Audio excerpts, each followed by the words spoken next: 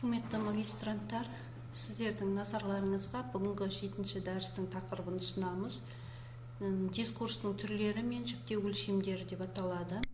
Бүгін екі сұрақты қарастырамыз. Бірінші, типология сөзінің мәні, яғни дискурс типологиясы. Екінші, дискурс типологиясының өлшемдері деген мәселеге тоқталамыз. Типология сөздіктерде былайша анықталған: әртүрлі үлгілердің белгілі бір өлшемдерге бірдей жауап беретін белгілері бойынша топтастырылып жіктеудің кез келген сызбасы типология деп аталады дейді.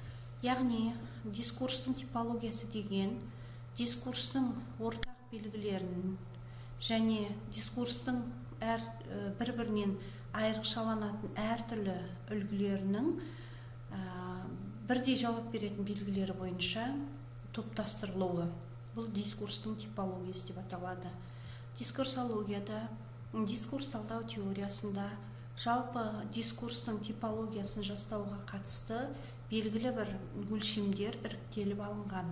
Бұл өлшемдердің қатарында ғылыми зерттеулерде көрсетіліп жүрген мына белгілерді атауға болады. Ең бірінші, дискурсты жіктеудегі өлшем бұл әрбір дискурстың басқа дискурстан айрықшалайтын тілдік белгілері.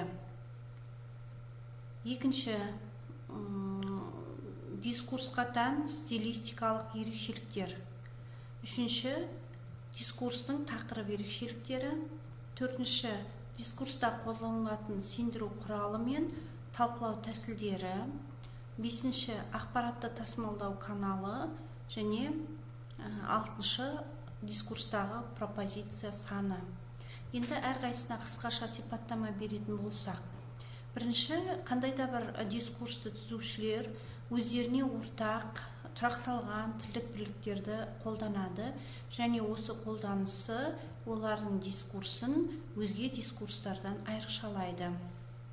Мысалға алатын болсақ, жастардың дискурсында, студенттердің дискурсында олардың тілдік белгілерін, яғни айрықшаланатын тілдік белгілері болады. Мысалға, қазір қазақтың лексикологиясында немесе жалпы лексикологиядағы жаргон немесе аргон сөздерді алатын болсақ, арго немесе жаргон сөздерді алатын болсақ, белгілі бір бұл әлеуметтік топтың өкілдеріне, яғни студенттердің тіліне немесе басқа қарым-қатынасқа түсушілер оны түсінбес үшін өздері түсінікті болу үшін ақпараттарын жасыру мақсатында қалыптастырған сөздері болады. Бұлар осы жастардың тілін басқа дискурсқа қатысушылардан ерекшелейді, немесе белгілі бір арнайы лексиканың қолданысы. Ал стилистикалық ерекшелік бұл тілдің функционалды 5 стиліне қатысты айрықшаланады, яғни ғылыми стильменен жүзеге асырылатын дискурс, ғылыми дискурс деген сияқты, сол сияқты тұрмыстық дискурс, ауызекі сөйлеу тілін стилінде жүзеге асатын көсем сөз дискурсы, немесе көркем әдебиет дискурсы деген, немесе ресми іскерлік дискурсы, яғни іскерлік қарым-қатынасты жүзеге асыратын дискурс. Ал дискурстың типологиясын жасаудағы келесі бір ұстаным дискурстың тақырыптық ерекшеліктері, яғни дискурс қандай тақырыпқа арналатындығына байланысты бір-бірінен ерекшеленеді. Әдеби тақырыпқа немесе поэзия тақырыбына арналған дискурспенен белгілі бір ғылыми мәселені талқылауға арналған дискурстың бір-бірінен ерекшелігі осы тақырып ерекшеліктеріне сәйкес анықталады. Соған сәйкес дискурсты жіктейміз. Және дискурста біз осыған дейін дискурсқа қатысушылардың белгілі бір сөз стратегиясын немесе сөз бағдарын таңдайтындығын және белгілі бір сөз тактикасын қолданатындығын, сол сөз бағдары мен сөз тактикасына сай түрлі тәсілдерді қолданатындығын алдыңғы лекцияларда айтқан болатынбыз. Осы сендіру құралы мен жаңағы талқылау тәсіліне қатысты дискурс жіктеледі. Ақпаратты тасымалдау каналы дегенде дискурсты жіктеудің бұл ақпарат ауызша тасымалдана ма, немесе ауызша дискурстың ерекшеліктері деп есептеледі. Немесе ол жазбаша мәтін арқылы тасымалдана ма, немесе ол интернет желісі арқылы тасымалдана ма, осыған байланысты дискурстың түрлерін жіктейді. Бұдан басқа дискурсты түрге жіктегенде пропозиция санына байланысты жіктеме қолданылады. Пропозиция деген терминнің негізгі мағынасы қарапайым тілмен түсіндіретін болсақ, бұл айтылатын ойдың өзегі, сөйлемнің ойдағы өзегі деп саналады. Яғни кімге, қандай мақсатта, қандай сөзді қалай айтуым керек деген сұраққа ойда түзілген алғашқы құрылым бұл пропозиция болып саналады. Осы астырт құрылымдағы пропозиция осы ойдың өзегін тілге алып шыққан кезде, дискурстағы мәтінде, қозғалыстағы мәтінге алып шыққан кезде, ол белгілі бір сөйлемге сәйкес келеді. Сондықтан кейбір зерттеулерде пропозиция деген ол сөйлеммен тең ұғынылады.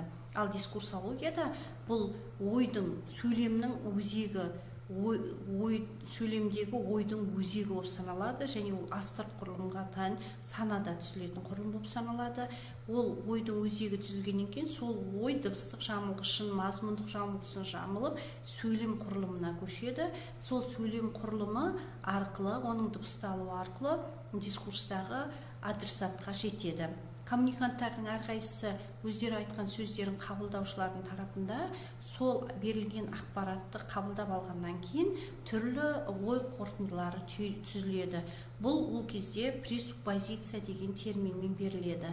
Яғни алғашқы ойдың өзегінің түзілу кезеңіндегі ойдағы құрылым бұл пропозиция болатын болса, біреудің айтқанын қабылдау кезінде соған қатысты түзілген ойдағы құрылымдар бұлар пресуппозиция болып саналады. Осыған байланысты дискурсты түрге бөледі. Енді нақты тоқталатын болсақ, дискурс типологиясының өлшемдері бұл бірінші қарым-қатынас аясына байланысты дискурсты жіктейді.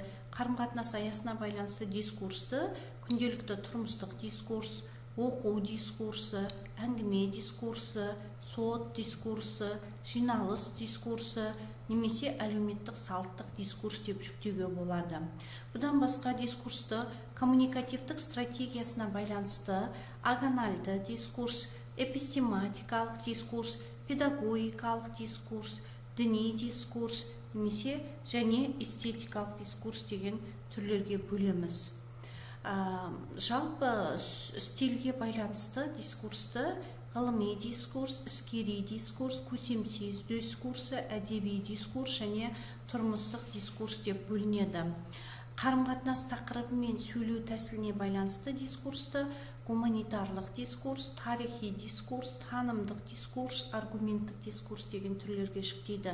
Осы кезде мысалға бір дискурсты типологияға, яғни типке жатқызған кездегі ұстанымға сәйкес, өлшемге сәйкес бір дискурс бірнеше сипатқа ие бола алады. Мысалға, аргументтік дискурста белгілі бір ойды немесе тұжырымды деректеу, оған белгілі бір нақты фактілер келтіру арқылы сенімге әсер ету мақсаты көзделетін болса, осы аргументтік дискурс қарым-қатынас тақырыбы мен сөйлеу тәсіліне байланысты бұл қарым-қатынас аясы тұрғысынан келгенде бұл сот дискурсы болуы мүмкін, немесе заң дискурсы болуы мүмкін, немесе бұл стиліне байланысты іскери дискурс болуы мүмкін.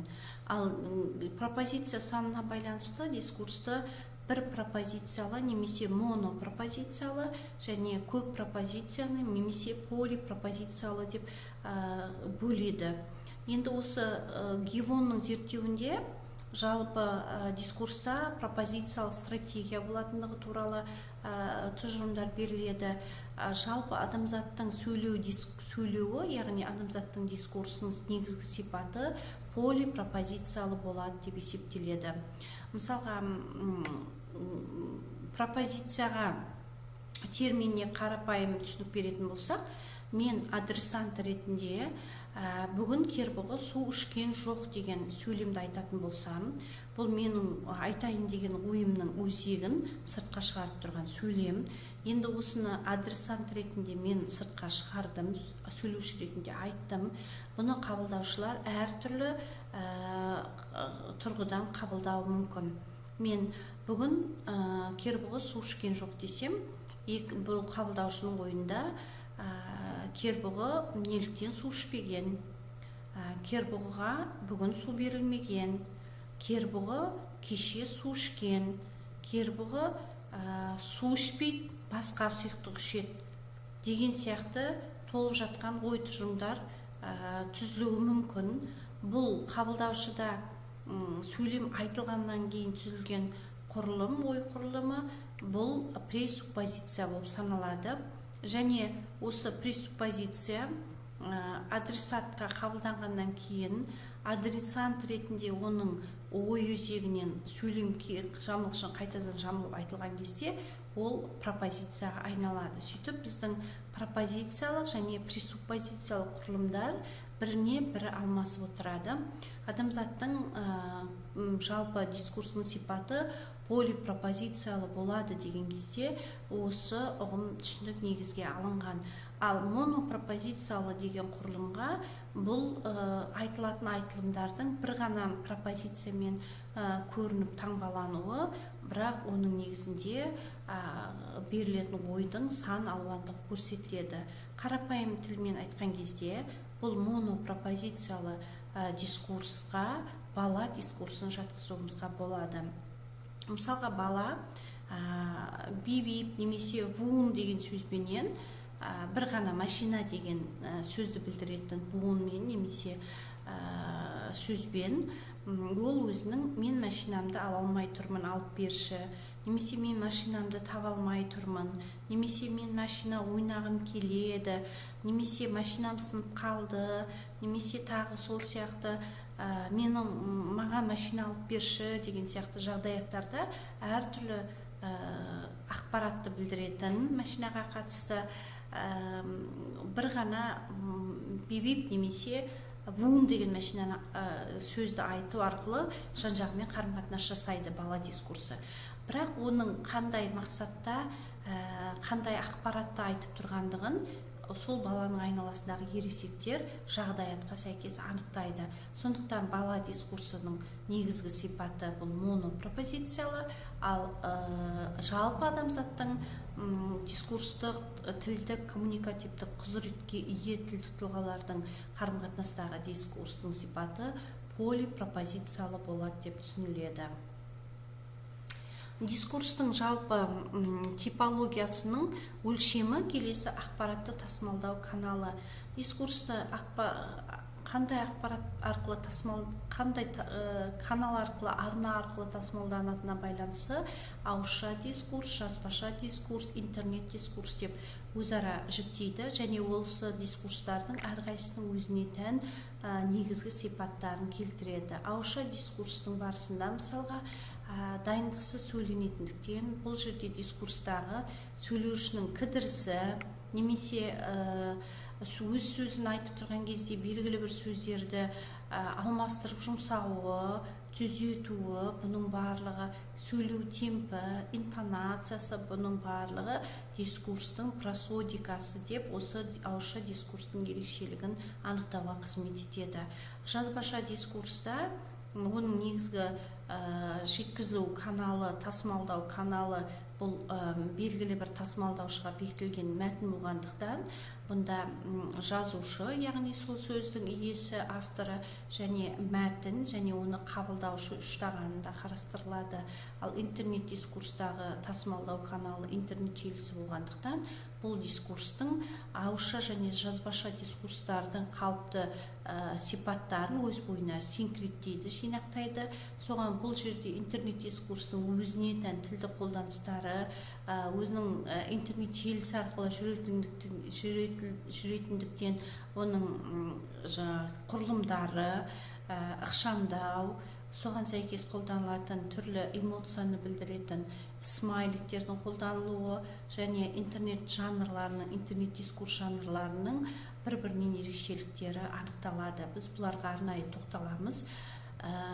Дискурс типологиясының келесі өлшемі жіктеудегі бұл тілдік тұлға түріне байланысты. Яғни дискурсқа қандай тілдік тұлға қатысып тұр және олардың әлеуметтік немесе физиологиялық даму деңгейі бірдей ме, көзқарастары қандай деңгейде, қандай тілдік тұлғаға жатады деген мәселелерге байланысты біз тілдік тұлғаларды тілдік тұлға, тіл тұтынушысы, коммуникативтік тұлға деп олардың бір-бірінен айырмашылығын тілдік, коммуникативтік және дискурстық құзыреттіліктеріне байланысты ажыратқан болатынбыз.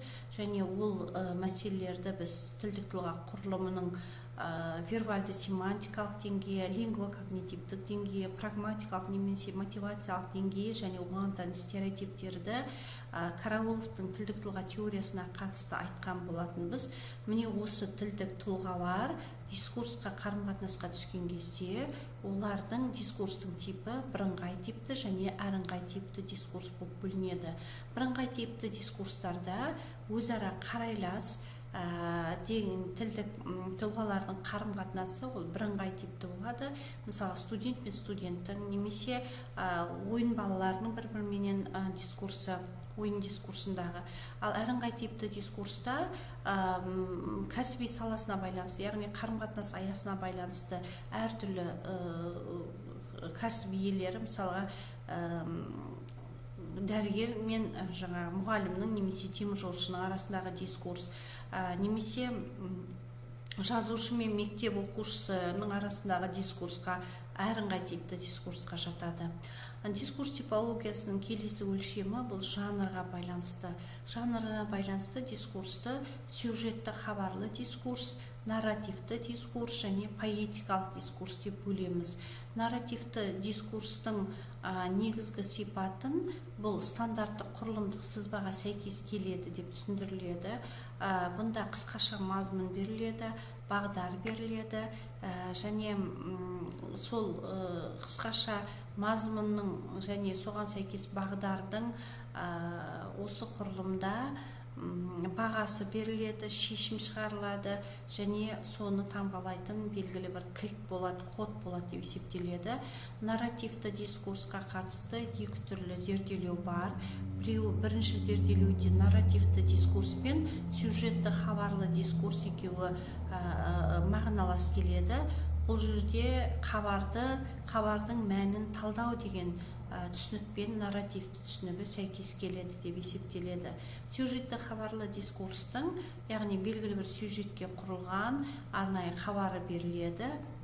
Бұл жерде бұл жалпы стиліне сәйкес әдеби дискурстың тағы бір қыры болып есептеледі жанрына сәйкес. Коммуникативтік бағдарға байланысты дискурсты актуальды дискурс, ретроспективті дискурс және болжамдық дискурс деген түрлерге бөлеміз.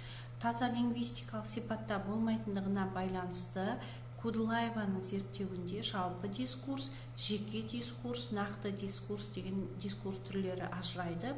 Жалпы дискурс деген кезде бұл белгілі бір тақырыптық, жағдаяттық ұстанымдарға құрылған, бірақ шексіз сипаттағы дискурс жатқызылады.